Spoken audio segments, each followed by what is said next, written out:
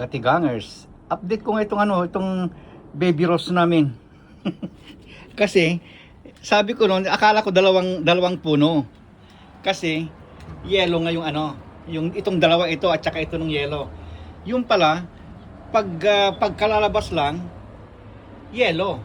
Pero magte-turn ng ganito, pink. Ayan, may yellow pang konti. Itong medyo mas may edad na, puro puti na at saka pink na lang. Hanggang sa mamatay na. Hanggang sa mamatay, malanta na. Kaya sabi ko noon, dalawang puno yung pala hindi.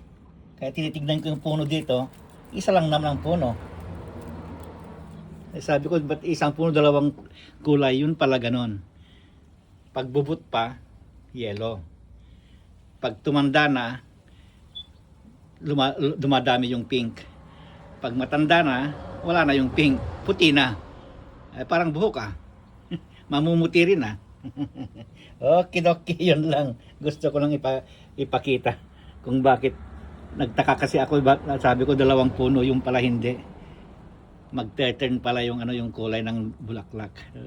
Ganito pala itong rose nito. Okidoki, bye bye.